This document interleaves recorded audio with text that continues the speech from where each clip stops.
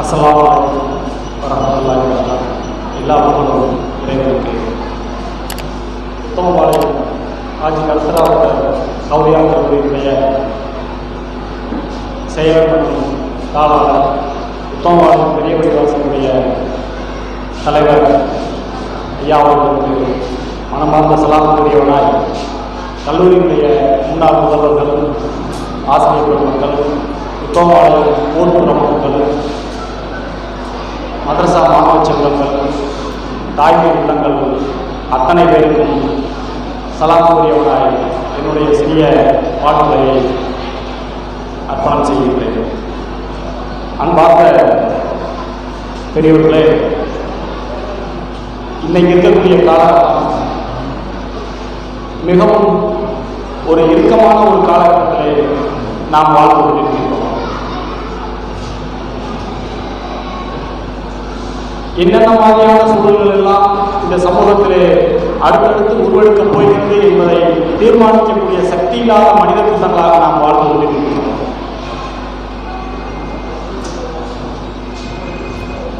இனி வரக்கூடிய காலகட்டத்தில் இளைய சமுதாயங்களை எவ்வாறெல்லாம் நாம் வளர்த்தெடுக்கப் போகின்றோம் என்ற பொறுப்பை இறைவன் ஒருவிடமே நாம் விட்டுச் செல்கின்றோம்.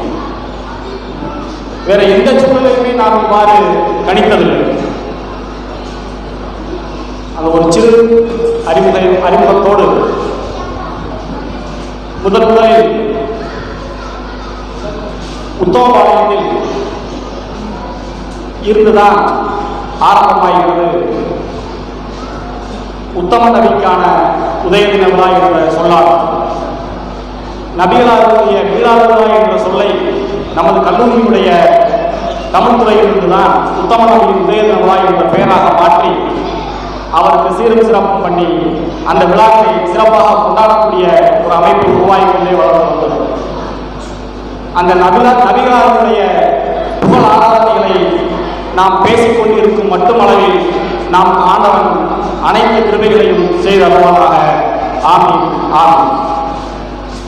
ரொம்ப எளிமையா சொல்லப்போனா, ஒரு 11 வருடங்களுக்கு முன்னால் தேடி சென்ற அத்தனை தகவல்களும் இன்று நூலாக வடிவமெடுத்திருக்கின்றன. 2006 மதுரை காமராஜர் பல்கலைக்கழகத்தில் பாக்கவி எஸ் அப்துல் காதர் பாக்கவி அஜர்த் அவர்களுடைய ஆய்வுகளை பற்றி, அவர்களுடைய படைப்புகளை பற்றி ஒரு முனைவர் பட்டத்திற்காக ஏற்பாடு செய்யப்பட்டது. அந்த ஏற்பாட்டினுடைய விளைவு 11 ஆண்டுகள் அதை தேடிக்கொண்டே இருந்தது. இந்த தேர்தலினுடைய அடையாளத்தை எங்கே அடிக்கோடிட்டு காண்பித்தார்கள் என்றால், இஸ்லாமிய இலக்கிய மாநாடு சென்னையில் புதுக்கல்லூரியில் நடைபெற்றது. அப்பொழுது கவிக்கோ அப்துல் ரஹ்மான் சார், கவிக்கோ மேத்தா சார் மற்றும் இஸ்லாமிய கழகம் சார்ந்த நமது கல்லூரியுடைய தமிழ்துறையில் பணியாற்றிய பேராசிரியர் அப்துல் சமது சார், திமு அப்துல் காதர் சார் போன்ற இஸ்லாமிய ஆய்வாளர்கள் அனைவரும் ஒன்று கூடி பேசிக் கொண்டிருக்கும் போது, எளிமையாக இயல்பாக மாலை பொழுதிலே அவர்களுக்காக மனசு வந்து பேசிக் கொண்டிருக்கும் போது, இந்த தென்பகுதியில் எஸ் அப்துல் காதர் பாக்கவியை பற்றி யாருமே ஒன்றுமே பண்ணுறது இல்லையா அப்படின்னு சொல்லி ஒரு சின்னதாக ஒரு வார்த்தையை கொடுத்தாங்க. அப்படி கொடுக்கும்போது மனசுக்குள்ள ஒரு சின்ன நேரம், நம்மளும் அந்த பகுதியில் தானே இருக்கோம், நம்மளும் ஒரு உயர்கல்வி நிறுவனத்தில் தானே இருக்கோம், ஏன் நம்ம இது தொடர்பான ஒரு ஆய்வுகளையும் ஒரு பலநயங்களையும் நாம் வெளிப்படுத்தக்கூடாது அப்படிங்கிற ஒரு சின்ன உணர்வு வந்ததினுடைய அடையாளம் திருக்குரான் தமிழ் உரைகள் எழுதுவதற்கான நெறிமுறைகளை அடையாளப்படுத்தக்கூடிய வாய்ப்பை அன்றைய மனநிலை ஆண்டவன் எழுந்தவர்களுக்கு இடமளித்தார். அன்றைக்கு ஆரம்பித்த பணி 2017 தான் நிறைவேற்றது. அப்பொழுது தேடப்பட்ட விஷயங்களில் மிகவும் மனசு ஊக்கி சென்று அந்த விஷயங்களை தேடும்பொழுது என்னென்ன மாதிரியான தகவல்கள் எல்லாம் நடக்கிறது என்றால், உத்தமபாளையத்தில் இருந்து உருவாக்கிய வெளியிடப்படுகின்ற நூலாசிரியரான எஸ் அப்துல் காதர் பாக்கவியினுடைய அனைத்து தகவல்களும் வரிசையாக கிடைக்கப்பட்டது. அப்படி கிடைக்கப்பட்டதில் முதலில் உத்தமபாளையத்தில் பாக்கவி பட்டம் பெற்றவர் எஸ் அப்துல் காதர் பாக்கவி அவர்கள் தான். முதல்வர் சாலியாவிலிருந்து பாக்கியாத்தூர் சாலியாற்றிலிருந்து ஓதி பட்டம் பெற்ற உத்தமபாளையம் பகுதியில் முதல் பாக்கவி எஸ் அப்துல் காதர் பாக்கவி. அது பிறகு பார்த்தோம் சொன்னா அவர் நிறைய அவருடைய ஆய்வு கட்டுரைகளை எல்லாம் நிறைய நூல்களில் எடுக்க வேண்டியதாயிடுச்சு. நடமாடிய இஸ்லாமிய பல்கலைக்கழகம் என்ற ஒரு பெயரை அவருக்கு கொடுத்திருக்கிறார் எஸ் அப்துல் காதர் பாக்கவிக்கு. நடமாடிய இஸ்லாமிய பல்கலைக்கழகம் என்ற ஒரு சொல்லாடலை அவர் பதிவு செஞ்சிருக்கிறார். அதை பார்க்கும்போதெல்லாம் நம்மளாம் ஏமாத்திரம் இந்த சூழ்நிலை. அதற்கு அடுத்தபடியாக பார்க்கும்போது அவர்களுடைய எழுத்தாற்றல் 25 வயதில் துவங்குகிறது. 25 வயதிலே அவர்களுடைய எழுத்தாற்றல் துவங்குகிறது. உத்தமபாளையம் கச்சேரி சாலையில் இருக்கக்கூடிய ஒரு பள்ளிக்கூடத்தில் தான் படிக்கின்றார். படித்த பின்பு பாக்கவி பட்டம் பெறுகின்றார். அதற்கு நமது கௌதியா மதரசாவிலும் அவர் அந்த திருக்குறானை படிக்கக்கூடிய சந்தர்ப்பத்தை உருவாக்கி கொண்டு பாக்கவி பட்டம் பெற்று வந்த பிறகு நம்ம கௌதியா மதரசாவிலும் அவர் ஆசிரியராக பணியாற்றி இருக்கின்றார். அதற்கு பின்புதான் அவருடைய அந்த எழுத்து உணர்வுகள் மிகைப்படுத்தப்படுகின்றன. அவருக்கு பாக்கியாத்தூர் சாலியாற்றில் இருக்கக்கூடிய ஆகா அப்துல் ஹமீத் பாக்கவி, இன்றைக்கு நாம் எல்லாருமே போட்டு பேசிக்கிட்டு இருக்கக்கூடிய திருக்குறானுக்கு முதலில் தமிழில் உரை எழுதியவர் என்ற ஒரு பெயரை அடையாளப்படுத்திக் கொண்டிருக்கக்கூடிய ஆகா அப்துல் ஹமீத் பாக்கவி ஐயா அவர்களை நாம் முன்னிறுத்தி பேசுகின்றோம். ஆனால் அந்த இடத்துல திருச்சி ஜமால் முகமது கல்லூரியினுடைய ஜமால் அவர்களுடைய வழித்தோன்றல்களில் வந்தவர்கள் இஸ்லாமிய நூல் பிரசுர சங்கம் சொல்லி போட்டு ஒரு திருச்சியில் ஆரம்பிச்சிருக்காங்க. அந்த இஸ்லாமிய நூல் பிரசுர சங்கத்தில் ஆக்கா அப்துல் பாக்கவி தான் அதற்குரிய தலைமை பொறுப்பேற்று அதை வெள்ளிக்கிழமை மதிய பொழுதுல அதற்குரிய அச்சுக்களை எல்லாம் அரபுகளுக்கு அச்சுக்களை எல்லாம் தயார் செய்யலாம் என்று ஏற்பாடு செய்து கொண்டிருக்கும் பொழுது முழுவதுமாக ஏற்பாடு செய்வதற்கு தயாராகிவிட்டது எல்லா செயல்பாடுகளுமே. ஆக்கா அப்துல் பாக்கவியுடைய மாணவராக இருந்த எஸ் அப்துல் காதர் பாக்கவியிடமும் அவர் ஆலோசனை கேட்கின்றார். நீங்களும் இந்த பணியில உங்களால் செய்ய முடியுமா அப்படின்னு சொல்லும்போது நாங்களும் இந்த பணியில் உங்களோடு உடன் இருக்கின்றோம். அப்பொழுது தொய்வு ஏற்பட்ட சில காலகட்டங்களில் அந்த முதலிலே தமிழ் மொழியிலே எழுதப்பட்ட அந்த மொழிபெயர்ப்புக்கு மட்டும், விளக்க உரை அல்ல, மொழிபெயர்ப்புக்கு மட்டும் ஆக்கா அப்துல் பாக்கவி என்று பெயர் சூட்டப்பட்டுக் கொண்டிருக்கக்கூடிய இன்றைய காலகட்டத்தில் அவர்களோடு 96 ஆளுநர்கள் உறுதுணையாக இருந்தார்கள் என்று அதிலே பதிவு செய்யப்பட்டிருக்கின்றது. அது முதன்மையாக இருக்கக்கூடிய ஆளுநர் உத்தமபாளையத்தை சார்ந்த எஸ் அப்துல் காதர் பாக்கவி அவங்கதான். இதை நான் எந்த இடத்திலையுமே நான் பதிவு செய்யவே இல்லை. யாருமே எந்த இஸ்லாமிய ஆய்வு புத்தகங்களையும் இஸ்லாமிய சம்பந்தப்பட்ட படிப்பகங்களும் இது பதிவுபடுத்தப்படவே இல்லை. ஆனால் இன்றைக்கு ஒரு பெயர் மட்டும் இந்த உலகத்திலே தக்க வைக்கப்பட்டிருக்கிறது. அது மாற்றத்துக்கு உட்பட வேண்டும். முதல்ல வெளிவந்த இஸ்லாமிய அந்த புனித நூலான குர்ஆனுக்கு தமிழில் வடிவம் கொடுத்தவர்கள் ஆக்கா அப்துல் பாக்கவி அவர்களோடு இருந்த உறுதுணையாக இருந்த ஆலிம்களுடைய பெயர்களையும் இனி வரக்கூடிய காலகட்டங்களில் நாம் பதிவு செய்வது எதிர்வரக்கூடிய காலகட்டங்களுக்கு நல்ல ஒரு வளர்ச்சியை காணும். ஒருத்தவர்களை மட்டும் நாம் அடையாளப்படுத்துவது என்பது நாம் பின்னால அது ஒரு மறைக்கப்பட்ட ஒரு விஷயமாக மாறிவிடுவோம் என்ற ஒரு அச்சத்தை உருவாக்கியுள்ளது. அதற்கு அடுத்தபடியாக பார்த்தீங்கன்னு சொன்னீங்கன்னா இன்னைக்கு ரொம்ப விமர்சனமாக பேசிக்கிட்டு இருக்கக்கூடிய ஒரு தகவல் காதியானிகள். ஒரு அறிமுக உரையோட ஒரு அஜர் சொன்னாங்க, மதசாஜர் பேசினாங்க. காதியானிகள் யார் எவர் சொன்னா ரொம்ப மனசுக்கு அஸ்தவஸ்தலா சொல்லிக்கணும்.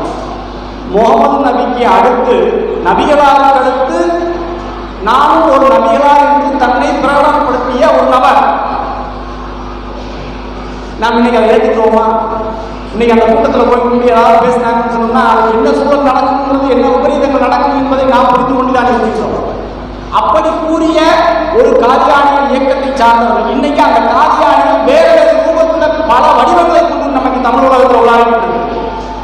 நாம் இன்னும் அந்த வார்த்தையை வச்சு நம்ம தொங்கிக்கிட்டு இருக்கோம் அந்த விஷயத்துல.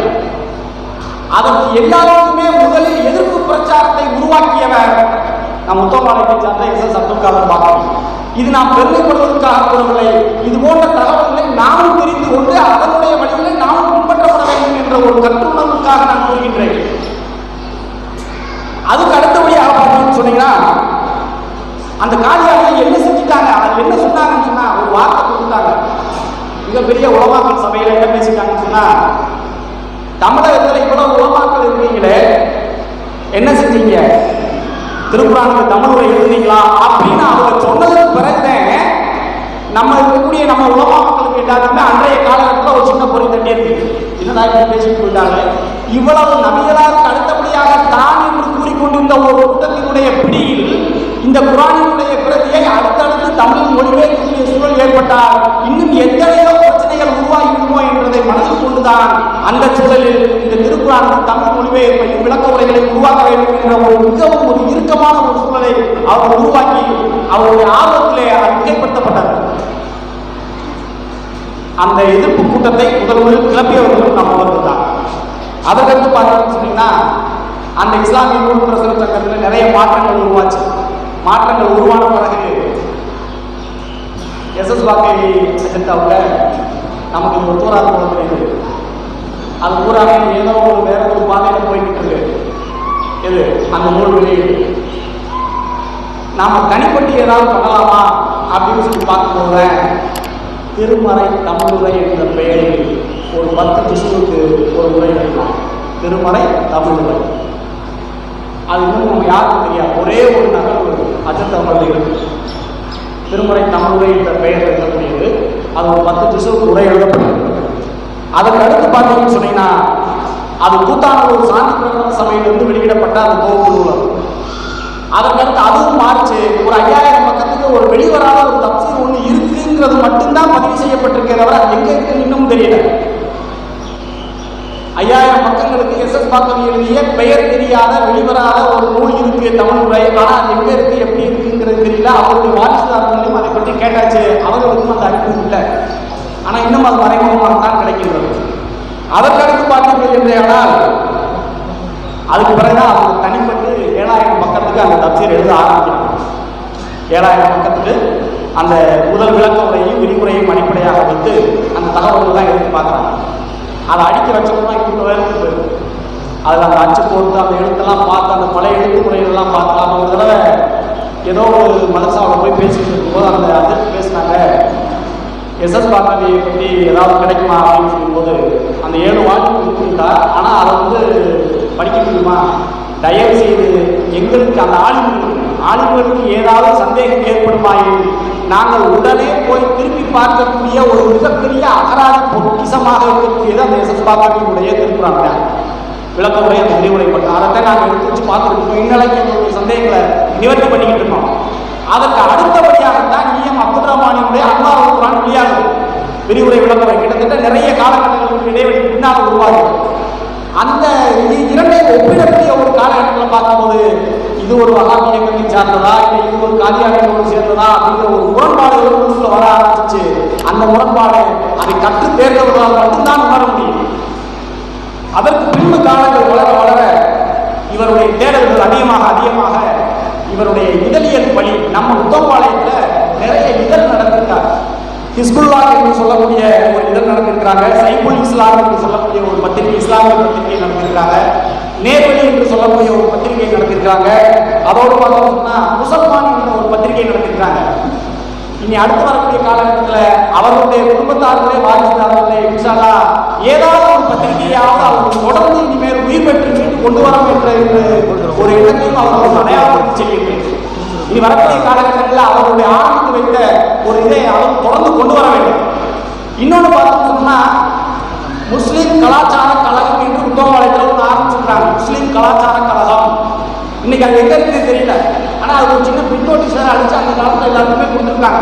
அந்த காலத்தில் சுமார் 1935 25 கிட்ட தான் இந்த காலகட்டத்தில் அது நடந்தது. அந்த காலகட்டத்தில் முஸ்லீம் கலாச்சார கழகம், தென்னிந்திய ஜமாத் உலமா சபை என்ற பல சொற்களை கொண்டு வந்துருக்காங்க. இன்னைக்கு நம்ம மதரசாக்கள்ல அரபி மதரசாக்கள்ல அமைக்கப்பட்டுள்ள இந்த பாடத்திட்டங்களை இவர் குறிப்புரைகள்ல பேசிக்கிறார். எல்லா விஷயத்தையும் சொல்லியிருக்காரு. இந்த மாதிரி வச்சிருக்கணும், இந்த மாதிரி அமைப்பு முறைகளை வச்சிருக்கணும்னு சொல்லி போட்டு தயவு செய்து இனி வரக்கூடிய காலகட்டங்களில் நாம் இது போன்ற தகவல்களை அடுத்த தலைமுறைகளுக்கு எடுத்து கூறுவோம் என்ற ஒரு எண்ணத்தை நான் இந்த இடத்துல பதிவு செஞ்சுக்கிறேன்.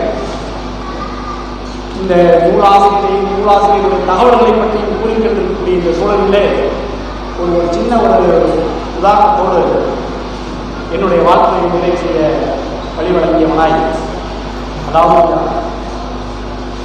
இன்னைக்கு இருக்கக்கூடிய சூழல் மிகவும் ஒரு இறுக்கமான இக்கட்டமான சூழலில் இந்த உரையுடைய துவக்கத்தில் பேசுகிறேன். அதன் அடிப்படை காரணம் என்னவென்றால், பல்வேறு இடங்களில் இஸ்லாமிய சமூகத்தை பற்றி பார்க்கக்கூடிய பேசக்கூடிய ஒரு சூழல் உருவாயிடுச்சு. எப்படி இவங்களால இருக்க முடியுது, எப்படி இவங்க ஒரு கட்டுக்கோப்பா இருக்கிறாங்க, எப்படி இவங்க ஒரு கண்ணியமான வாழ்க்கை வாழ்றாங்க, இவர்களுக்குள்ள பற்றி இறமை எப்படி கைகோடி கிடக்கின்றது, இவர்களுடைய வாழ்க்கை சூழல் மட்டும் எப்படி அமைதியாக இருக்கு அப்படிங்கிறதுக்கு ஒரு தேடல் பிற சமூக மக்கள்னால இன்னைக்கு சூழ்நிலை உருவாயிடுச்சு. எப்படி கவனிக்க ஆரம்பிச்சிட்டாங்க. ஆனால் நம் தமிழர்களுடைய காலகட்டத்தில் ஆரம்பத்தில் இருந்து இஸ்லாமியர்கள் நல்ல விதமாக இருந்தார்கள் என்ற சூழல்களை நாம் ஏற்கனவே யாருக்கும் மறுக்க முடியாது.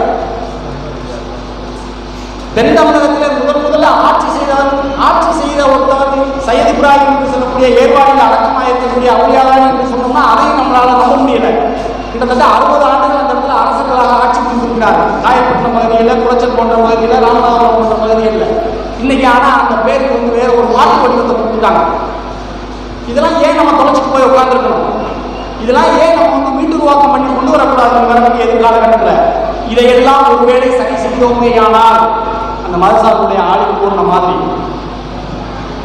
நம்மளுடைய இளைஞர் சமுதாயம் பாதுகாக்கப்படணும், நம்மளுடைய இளைஞர்கள் சமுதாயம் பாதுகாக்கப்படணும். அதற்கடுத்து பார்த்தீங்கன்னு சொன்னீங்கன்னா, ஒரு சில அரசியல் சமூக சூழலில் சில சமூகத்தை சார்ந்தவர்கள் எல்லாம் பேசியிருக்கிறாங்க. என்ன பேசியிருக்கிறாங்கன்னு சொன்னா, சொல்றேன்னு சொல்லி தவறாக நினைச்சுக்கிறார்கள். அதாவது அன்னைக்கு இருந்த அரசியல் தலைவர்கிட்ட ஒரு சமூகத்தை சார்ந்தவர்கள் தனக்கு ஒரு முறையீடு வைத்திருக்கிறார். என்ன முறையீடு? இஸ்லாம் சமூகத்தை சார்ந்தவர்கள் ஜமாத் என்ற ஒரு போர்வையில பள்ளிவாசல்களிலே வசூலிக்கக்கூடிய அந்த பணங்களையும் அந்த கட்டணங்களையும் பள்ளிவாசலுடைய வளர்ச்சிக்காகவும் இஸ்லாம் சமுதாயத்துடைய வளர்ச்சிக்காகவும் மட்டும் செலவழிக்கிறார்களே, சரி, கிறிஸ்தவ சபைகளிலே வசூலிக்கக்கூடிய அந்த பணத்தொகைகளையும் அவர்களும் சபைகள் என்ற பெயரிலே அவர்களுடைய சமூக முன்னேற்றத்திற்கும் அவர்களுடைய வளர்ச்சிகளுக்குமாக மட்டுமே செலவழித்துக் கொண்டிருக்கிறார்களே. அப்படி இருக்கும்பொழுது எங்களுடைய வழிபாட்டு தலங்களில் இருந்து ஏன் வருகின்ற பணங்களை அரசாங்கத்திற்கு செலுத்த சொல்கிறீர்கள் என்று ஒரு சமூகம் ஒரு கேள்விக்கு எழுந்துச்சு.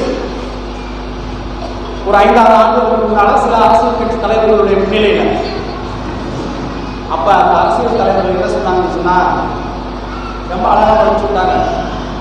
நான் உங்களுக்கு சொல்றேன், உங்களால் அதை செயல்படுத்த முடியும்னு சொன்னா நீங்கள் அவங்கள மாதிரியே பணத்தை வச்சுக்கோங்க. அவங்க என்ன சொன்னாங்கன்னு சொன்னா, எந்த இஸ்லாமிய பள்ளிவாசல்களிலும் பள்ளிவாசல்களுடைய இடங்களிலுமே அனைத்து உறுப்பினர்களும் ஒன்றாக வரிசையாக நின்று தொழுகை நடத்துகிறார்கள். எல்லா கிறிஸ்தவ சபைகளிலுமே எல்லா இடங்களிலுமே அவர்கள் வரிசைகளாக நின்று அவர்களுடைய வழிபாட்டுகளை நிறைவேற்றிக் கொண்டிருக்கிறார்கள். உங்களுடைய வழிபாட்டு தலங்களில் மட்டும் ஏன் குறிப்பிட்ட சமூகத்தினர்கள் உள்ளே வர வேண்டும், குறிப்பிட்ட சமூகத்தினர்கள் உள்ளே வர வேண்டும்? இந்த ஒரு வேறுபாட்டை நீங்கள் நீக்குவீர்களே ஆயின் உங்கள் வழிபாட்டு தலங்களில் இருந்து வருகின்ற அந்த பணங்களை நீங்களே வைத்துக் கொள்ளுங்கள். அதே போல் நம்மளால முடியும். சொல்ற விஷயங்களை புரிந்து கொள்ள முடியுங்களா?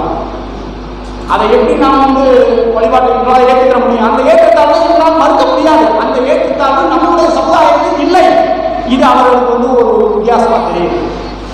இது அடையாளப்படுத்த இப்படி பல்வேறு சூழல்களில் இருந்து இஸ்லாம் சமூகத்தில் இருக்கக்கூடிய மக்கள்களையும் அவர்களுடைய வாழ்வியல் சூழல்களையும் பிற சமூக மக்கள் கண்காணிக்க ஆரம்பிக்கிறார்கள் என்றால் நாம் அதனை புரிந்து கொள்ள வேண்டும். அவர்களுடைய கலாச்சாரங்களை புரிந்து கொண்டு நாம் அடுத்து வரக்கூடிய நமது இளவர்களுக்கு, நம்மளுடைய வாரிசுதாரர்களுக்கு இந்த செய்திகளை எடுத்துக் கொடுக்கும் பொழுது அவர்கள் புரிந்து கொள்ளக்கூடிய ஒரு சந்தர்ப்பம் உருவாகும். தப்பா சொல்ல வேண்டாம், உண்மையை எடுத்துக்கணும். நம்ம யாரையுமே மிகைப்படுத்தி பேச வேண்டாம், யாரையுமே வித்தியாசப்படுத்தி பேச வேண்டாம். எல்லாருமே நல்ல விதமா அமைதியா பேசுவோம். தயவு செய்து அந்த ஆளும் கூறிய மாதிரி இளைய சமுதாயத்தை பார்க்க வேண்டும் என்றால், பாதுகாக்கப்பட வேண்டும் என்றால், பெரியவங்களாக நம்ம அவர்களோடு மனசு வந்து உட்கார்ந்து பேசணும். நமக்கு கஷ்டமா இருக்கு, அவர்களோட பேசுறது எரிச்சலா இருக்குன்னு சொல்லி நினைச்சுக்கிட்டு அந்த பிள்ளைகளை கையில செல்ல கொண்டு நம்ம வாட்டுக்கு இருந்தோம்னு சொன்னோம்னா அவர்களுடைய வாழ்வியல் சூழல்கள் மாறிக்கொண்டே இருக்கின்றது. இந்த சூழல்கள்லாம் மாய வேண்டும் என்றால் நம்மளுடைய வழித்தோன்றல்களுக்கு அடுத்தடுத்து நாம் தான் இந்த செய்திகளை எடுத்துச் சொல்ல வேண்டும். வேற எதையும் அவர்களால் கட்டறிந்து கொள்ள முடியாது என்ற சூழலை ஒரு நினைவுபடுத்திக் கொண்டு இந்த அருமையான நூல் வெளியீட்டு விழாவிற்கு வாழ்த்துறை வழங்குவதற்காகவும் இனி வரக்கூடிய காலகட்டங்களில் இவர்களுடைய எஸ் அப்துல் பாக்கியனுடைய அடுத்தடுத்த வளர்ச்சிகளும் தொண்டுகளும் சிறப்பட வேண்டும் என்று வாழ்த்தியவனாய் இறைவனும் துவா செய்தவனாய் விடைபெறுகின்றேன்.